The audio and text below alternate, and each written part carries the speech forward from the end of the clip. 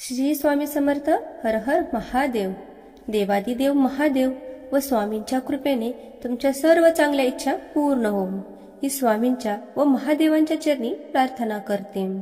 नमस्कार मैत्रिणींनो, स्वागत आहे तुम्हा सर्वांचं आपल्या मराठी चॅनल स्वामी संदेश वास्तू टिप्स या चॅनलमध्ये.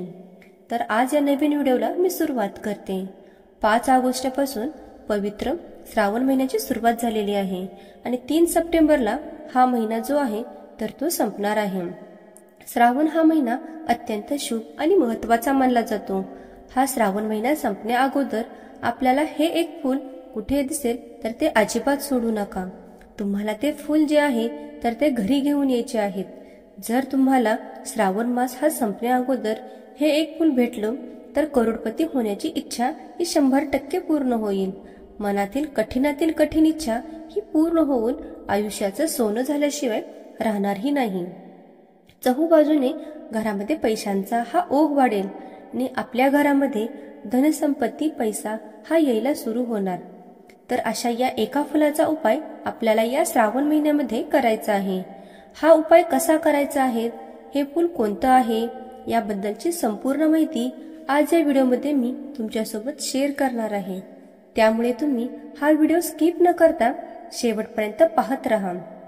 चॅनलवरती जर नवीन असाल तर सबस्क्राईब करा आणि असेच माहितीपूर्ण नवनवीन व्हिडिओ पाहण्यासाठी बेल आयकॉनलाही प्रेस करा. म्हणजे जेव्हा कधी मी नवीन व्हिडिओ अपलोड करेल त्याचं नोटिफिकेशन सर्वात अगोदर तुम्हाला भेटेल आणि तुम्ही एक पण व्हिडिओ मिस करणार नाही. तर पहा, मी तुम्हाला जो उपाय सांगणार आहे तर हा उपाय आपल्याला श्रावण महिन्यामध्येच करायचा आहे. तुम्ही कोणत्याही दिवशी हा उपाय करू शकता. जर तुम्हाला शक्य असेल तर हा उपाय तुम्ही सोमवारच्या दिवशी करण्याचा जास्तीत जास्त प्रयत्न करा, कारण या श्रावण महिन्यातील सोमवारला विशेष महत्त्व दिलं जातं. या दिवशी शिवतत्व हे खूप जास्त प्रमाणामध्ये जागृत असते आणि जर आपण या दिवशी असे प्रभावी उपाय जर केले तर महादेवांच्या कृपेने आपल्याला प्रत्येक उपायाला शीघ्र फळ प्राप्त होत असतं. आणि म्हणूनच तुम्हाला शक्य असेल तर सोमवारच्या दिवशी तुम्ही हा उपाय करू शकता. जर तुम्हाला सोमवारी हा उपाय करणे शक्य नसेल तर तुम्ही श्रावण महिन्यातील कोणत्याही दिवशी हा उपाय केला तरी सुद्धा चालेल. आता हा उपाय आपल्याला का करायचा आहे तर पहा, आपल्या घरामध्ये सतत आर्थिक अडचणी येत असेल, नेहमी पैशांची भासत असेल चणचण, आपण जे कष्ट आणि मेहनत करतो त्याला जर फळ प्राप्त होत नसेल, आलेला पैसा हा घरामध्ये टिकत नसेल, कोणत्या ना कोणत्या कारणातून आलेला पैसा हा घरातून बाहेर जात असेल तर त्या लक्ष्मीला स्थिर करण्यासाठी आपल्याला हा उपाय जो आहे तर तो करायचा आहे. जर आपण श्रावण महिन्यामध्ये हा उपाय जर केला तर आपल्या घरामध्ये कधीही धनधान्यांची कमतरता जी आहे तर ती भासत नाही आणि आर्थिक स्थिती जी आहे तर ती देखील आपली मजबूत राहते. यासोबतच आपल्या घरामध्ये पैसा येण्याचे सर्व मार्ग हे मोकळे होतात आणि यामुळे घरातली गरिबी आणि दरिद्री ही संपूर्णपणे नष्ट होऊन करोडपती होण्याची इच्छा ही पूर्ण होते आणि यामुळे आयुष्यामध्ये सोन्यासारखे दिवस यायला सुरुवात होतात. त्याचबरोबर जर तुम्हाला तुमच्यावरती एखादं कर्ज असेल, घराचं असेल, गाडीचं असेल किंवा इतर कुठलंही कर्ज असेल तर त्या कर्जातून मुक्त होण्यासाठी सुद्धा तुम्ही हा उपाय करू शकता.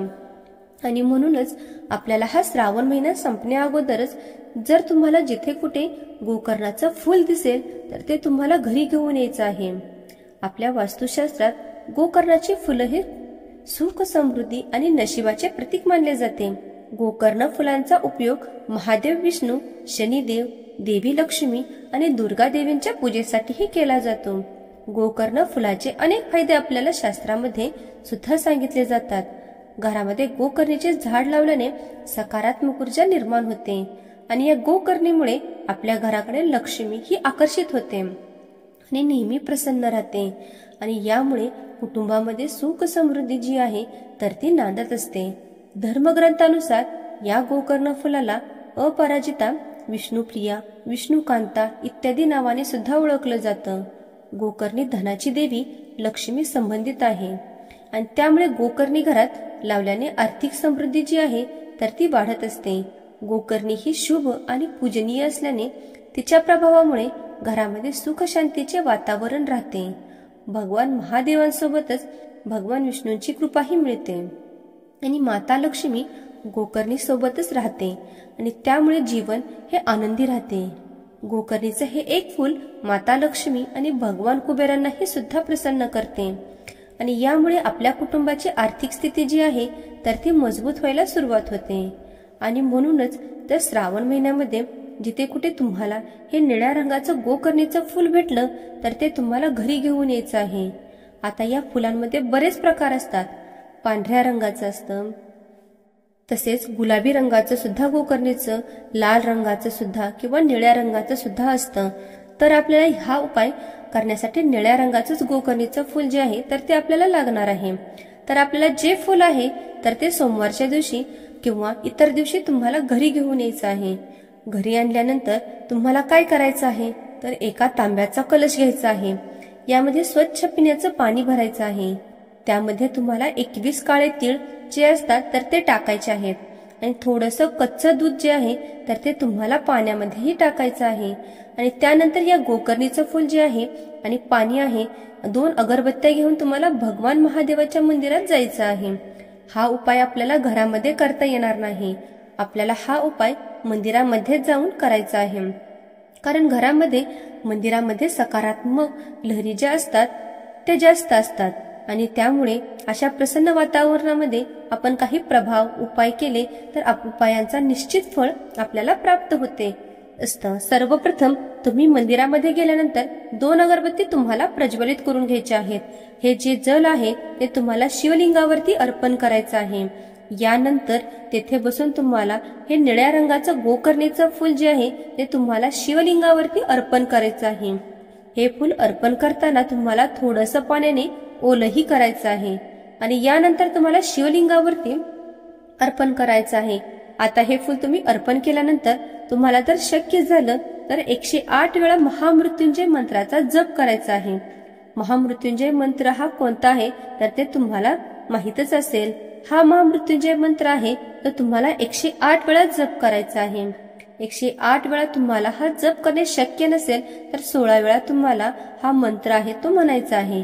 आणि यानंतर दोन्ही हात जोडून भगवान महादेवाला प्रार्थना करायची आहे.